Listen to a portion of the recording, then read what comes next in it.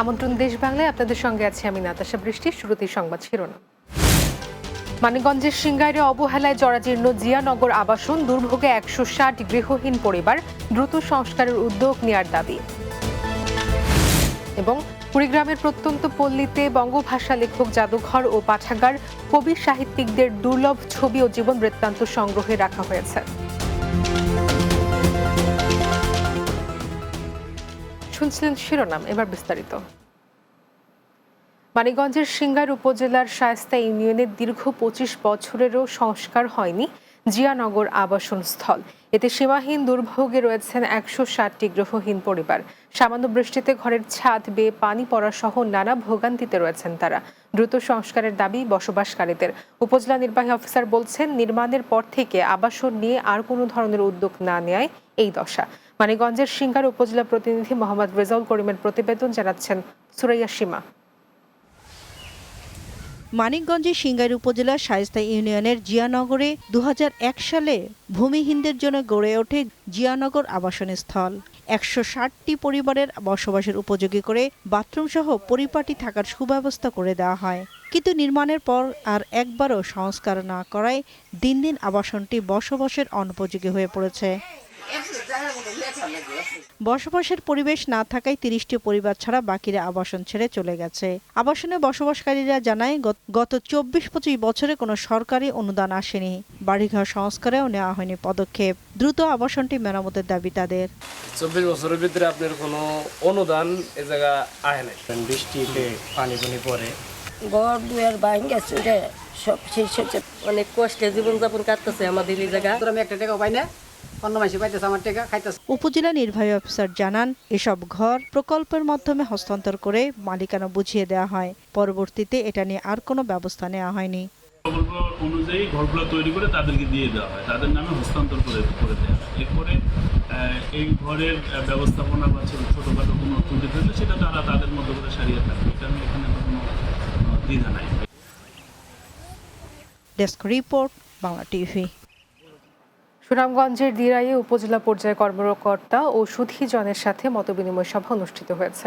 উপজেলা প্রশাসন সম্মেলন কক্ষে এই সভার আয়োজন করা হয়। জেলা প্রশাসক রুটিন দায়িত্ব মোহাম্মদ রেজাউল করিমের সভাপতিত্বে এতে প্রধান অতিথি ছিলেন সিলেট বিভাগীয় কমিশনার খান মোহাম্মদ রেজাউল নবী। এ সময় বক্তব্য রাখেন জেলা বিএনপির আহ্বায়ক কমিটির সদস্য আব্দুর রশিদ চৌধুরী, উপজেলা বিএনপির আহ্বায়ক আমির হোসেন, উপজেলা সহকারী কমিশনার ভূমি অভিজিৎ সূত্রধর সহ অন্যরা। রাজশাহী মেট্রোপলিটন পুলিশ আরএমপির 33তম প্রতিষ্ঠা বার্ষিকী পালন করা হয়েছে। মঙ্গলবার প্রতিষ্ঠা বার্ষিকী উপলক্ষে আরএমপির সদর দপ্তরের সামনে থেকে একটি র্যালি বের করা হয়। পরে আরএমপির দপ্তরের সম্মেলন কক্ষে আলোচনা সভা অনুষ্ঠিত হয়। এতে রাজশাহী বিভাগীয় কমিশনার খন্দকার আজিম আহমেদ, বাংলাদেশ পুলিশ একাডেমির অধ্যক্ষ barrister Mohammad Zillur Rahman, RMP police commissioner Mohammad Abu Sufian, Rajshahi রেঞ্জের ডিআইজি মোহাম্মদ আলমগীর রহমান, জেলা প্রশাসক আফিয়া আখতার সহ অনেকে উপস্থিত ছিলেন। গাজীপুরের কালীগঞ্জ পৌরসভায় নগর সমন্বয় কমিটির ত্রৈমাসিক সভা ও 2025-26 অর্থ বছরের খসড়া বাজেট সংক্রান্ত সভা অনুষ্ঠিত হয়েছে। পৌরসভা সম্মেলন কক্ষে কর্মসূচি অনুষ্ঠিত হয়। এতে সভাপতিত্ব করেন উপজেলা নির্বাহী অফিসার তনিমা আফরাদ। সভায় পৌরসভার চলমান উন্নয়ন কর্মকাণ্ড, নাগরিক সেবা, পরিষ্কার পরিচ্ছন্নতা, বর্জ্য ব্যবস্থাপনা, অবকাঠামোগত উন্নয়ন এবং বাজেট প্রণয়ন নিয়ে বিস্তারিত আলোচনা হয়। জামালপুর শহরের পাথালিয়া এলাকায় আব্দুর রহিম চত্বর থেকে গুচ্ছগ্রাম পর্যন্ত 2 কিলোমিটার সড়ক পাকাকরণের দাবিতে মানববন্ধন অনুষ্ঠিত হয়েছে। পাথালিয়া ফেসবুক গ্রুপের আয়োজনে এই মানববন্ধন অনুষ্ঠিত হয়।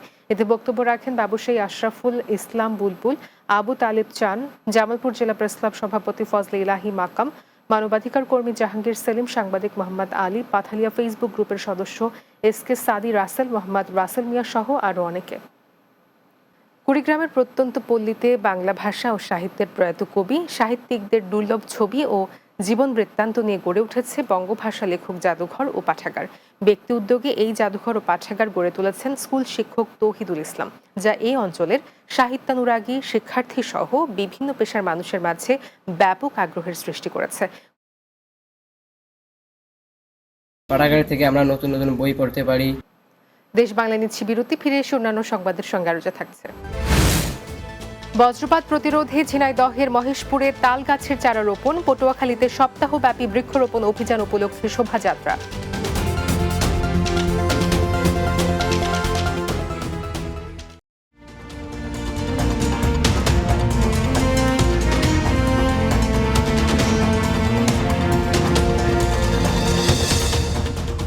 দেশ বাংলায় স্বাগত আরও একবার।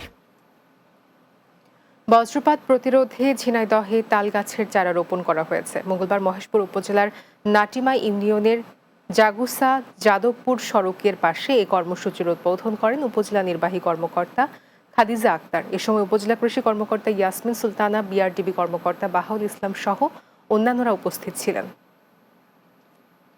পটুয়াখালীতে সপ্তাহব্যাপী বৃক্ষরোপণ অভিযান ও বৃক্ষ মেলা উপলক্ষে শোভাযাত্রা এবং আলোচনা সভা অনুষ্ঠিত হয়েছে। উপকূলীয় বন বিভাগের আয়োজনে সার্কিট হাউস থেকে শোভাযাত্রা শুরু হয়ে বিভিন্ন সড়ক প্রদক্ষিণ করে। পরে কেন্দ্রীয় শহীদ মিনার সংলগ্ন মেলার মাঠে বৃক্ষরোপণ কার্যক্রমের উদ্বোধন করেন জেলা প্রশাসক আবু হাসনাত মোহাম্মদ আরিফিন। শেষে মেলার বিভিন্ন স্টল পরিদর্শন করেন অতিথিরা। পটুয়াখালীর কলাপাড়া উপজেলার ক্ষুদ্র ও প্রান্তিক কৃষকদের মাঝে বিনামূল্যে সার ও বীজ বিতরণ করা হয়েছে। কৃষি প্রণোদনা কর্মসূচির আওতায় বীজ ও সার বিতরণ করা হয়। অনুষ্ঠানে প্রধান অতিথি ছিলেন উপজেলা নির্বাহী অফিসার রবিউল ইসলাম। কর্মসূচিতে উপজেলা কৃষি কর্মকর্তা আরাফাত রহমানের সভাপতিত্বে উপস্থিত ছিলেন কলাপাড়া প্রেস ক্লাবের সভাপতি হুমায়ুন কবির, সাধারণ সম্পাদক মোশাররফ হোসেন মিন্টু সহ অন্যরা। নরসিংদী জেলায় মাঠ পর্যায়ে কৃত্রিম প্রজনন নীতিমালা বাস্তবায়ন শীর্ষক দিনব্যাপী কর্মশালা অনুষ্ঠিত হয়েছে। আঞ্চলিক সমবায় প্রশিক্ষণ কেন্দ্রে এই কর্মশালা অনুষ্ঠিত হয়। এতে প্রধান অতিথি ছিলেন প্রাণী সম্পদ অধিদপ্তরের কৃত্রিম প্রজনন দপ্তরের পরিচালক কৃষিবিদ মোহাম্মদ শাহজামান খান। প্রাণী সম্পদ অধিদপ্তর নরসিংদীর উপপরিচালক ডাক্তার সাইফুল ইসলামের সভাপতিত্বে এই সময় উপস্থিত ছিলেন ঢাকা বিভাগীয় প্রাণী সম্পদ বিভাগের পরিচালক ফরিদা ইয়াসমিন সহ অন্যরা। হবিগঞ্জে ফিজিওথেরাপিস্ট হয়েও নিজের নামের আগে ডাক্তার উপাধি ব্যবহার এবং রোগীদের প্রেসক্রিপশন লিখে দেওয়ার অপরাধে আব্দুর রহমান নামে এক ভুয়া চিকিৎসককে 1 মাসের কারাদণ্ড দিয়েছেন ভ্রাম্যমাণ আদালত। এছাড়া তাকে 50,000 টাকা জরিমানাও করা হয়। মঙ্গলবার দুপুরে হবিগঞ্জ শহরের রাজনগর এলাকায় মুক্তিযোদ্ধা হায়দার আলী হাসপাতালে এই অভিযান পরিচালনা করেন নির্বাহী magistrate Ranjit Chandra Das. Habiganj civil surgeon officer medical officer Sharif Mohammad Sanjit জানান, আব্দুর রহমান একজন ফিজিওথেরাপিস্ট হলেও দীর্ঘদিন ধরে তিনি রোগীদের ঔষধ লিখে দিচ্ছিলেন আর নিজেকে প্রফেসর ডাক্তার আব্দুর রহমান পরিচয় দিয়ে চিকিৎসা কার্যক্রম চালাচ্ছিলেন। তার বিরুদ্ধে অভিযোগ উঠলে জেলা প্রশাসন ও স্বাস্থ্য বিভাগ যৌথ অভিযান পরিচালনা করে। কুষ্টিয়া কুমারখালীর কয়াগড়াই নদী পারাপারের ঘাটে টোল আদায়ের মূল্য কমানোর দাবিতে মানববন্ধন অনুষ্ঠিত হয়েছে। মঙ্গলবার সকালে কয়াঘাট এলাকায় আয়োজিত মানববন্ধনে এলাকাবাসী সহ বিভিন্ন শ্রেণী পেশার মানুষ অংশ নেয়। এ সময় কয়া ইউনিয়ন সার্চ কমিটির সদস্য ইমরান হোসেন ইউনুস, বিশিষ্ট ব্যবসায়ী হাজী বিল্লাল হোসেন সহ অন্যান্যরা উপস্থিত ছিলেন। বর্তমানে ঘাটের ভাড়া 3 টাকা করা না হলে কঠোর আন্দোলনের হুঁশিয়ারি দেওয়া হবে বলেও জানান তারা। নারায়ণগঞ্জের রূপগঞ্জের সাংবাদিক রাশিদুল ইসলামের বিরুদ্ধে দায়েরকৃত ষড়যন্ত্রমূলক ও মিথ্যা মামলা প্রত্যাহারের দাবিতে সংবাদ সম্মেলন অনুষ্ঠিত হয়েছে। মঙ্গলবার পূর্বাঞ্চল উপশহরের 3 নম্বর সেক্টরের সমু মার্কেট এলাকায় এই সংবাদ সম্মেলন করেন সাংবাদিক রাশিদুল ইসলাম। সংবাদ সম্মেলনে লিখিত বক্তব্যে রাশিদুল ইসলাম বলেন, দীর্ঘদিন ধরে নিষ্ঠার সঙ্গে সাংবাদিকতা পেশায় রয়েছেন তিনি। এলাকার বিভিন্ন অনিয়ম, দুর্নীতি ও মাদকের বিরুদ্ধে ধারাবাহিকভাবে প্রতিবেদন করায় একটি প্রভাবশালী স্বার্থান্বেষী মহল তার পেশাগত সুনাম ক্ষুণ্ণ করতে উঠে পড়ে লেগেছে। সাভারের আশুলিয়ায় শীর্ষ সন্ত্রাসী ও ভূমিদস্যুদের গ্রেপ্তারের দাবিতে মানববন্ধন করেছে ভুক্তভোগীরা।